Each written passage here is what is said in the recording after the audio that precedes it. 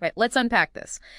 Today's deep dive, it's going to take us on a pretty mind-bending journey. Definitely. We're exploring the very fabric of existence, really. Looking at God, time, the universe, based on our source material. Mm-hmm. And honestly, get ready for some perspectives that might really challenge how you usually think about these things. Yeah, what's fascinating, I find, is how much the material pushes back against our standard, conventional ideas. Yeah. Time, space, even the divine itself. Right.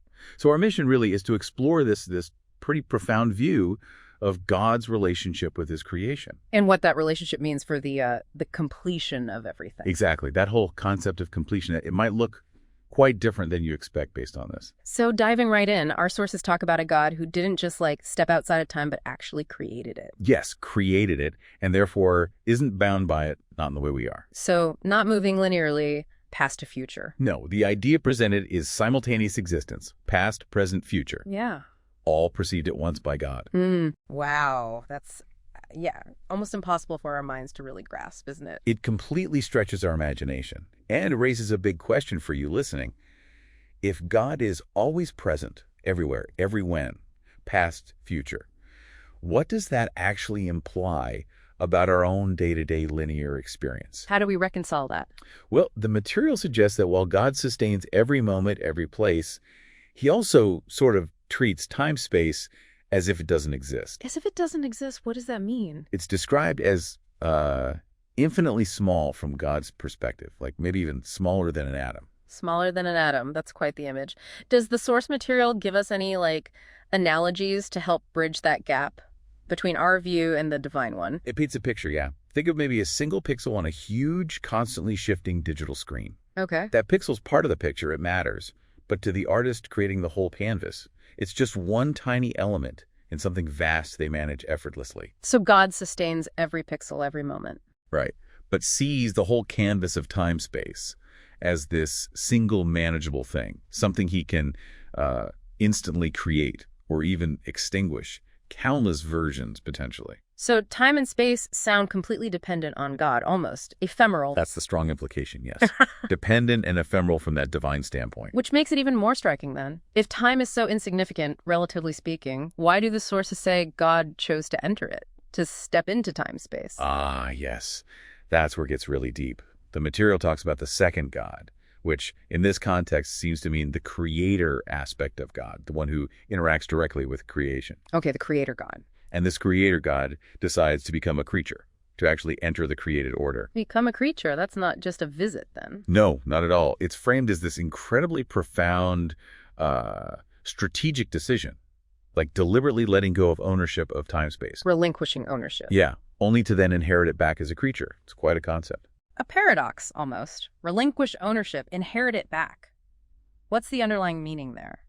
For God, for creation? Well, the sources seem to frame it less as losing power and more as an act of ultimate identification, stepping into creation on its terms. Humility, connection. Exactly, demonstrating that deep connection. And then the inheriting back part, it suggests that through this experience as a creature, God reclaims creation, but it's transformed now, infused with this whole redemptive act. So this becoming a creature is absolutely central to the whole plan, especially for dealing with sin. Yes, central to the plan, especially for eradicating sin.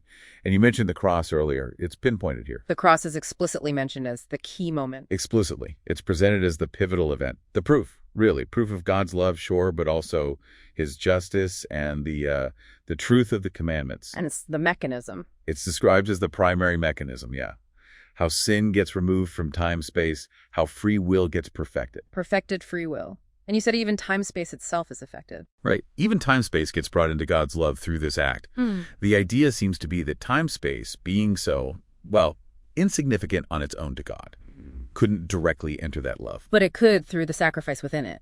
Precisely. Through God becoming a creature and undertaking that sacrifice within time-space. Okay, so this whole incredible divine journey, it leads somewhere specific for us, for creatures. We become the image of God. His sons. That's the outcome described, yes.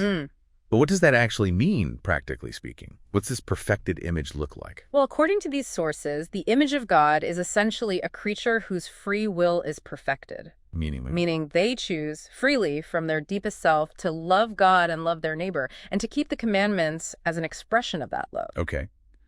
And the second God becoming a creature, that provides the template. Exactly. The ultimate example, the blueprint. And we become sons of God when we resemble that image. It makes the second God the firstborn among many brothers, like it says in Romans. It's about relationship. Relationship, not just copying. Yeah. Got it. So this whole grand design, God outside time, God in time, it all heads towards a final completion of creation. Mm-hmm.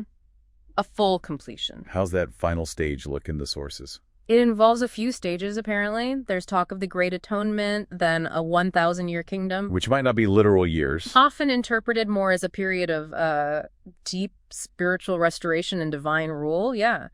Then comes a final judgment. And the outcome of that judgment. Complete eradication of sin, death, and even Hades, the realm of the dead, everything negative removed. So what's left? Ultimately, only creatures who genuinely love God and their neighbor remain, existing in what's called eternal rest. That signifies the final, perfect completion of everything. Wow. This whole perspective is definitely mind-expanding. God's relationship with time, with creation, our tiny place in it all. It really reframes things. It does. And it leaves us, and you listening, with a really provocative thought, I think. Which is, if God views time and space as, almost nothing smaller than an atom, yeah, yet he still chooses to enter it, to suffer profoundly within it, all to perfect creation in our free will.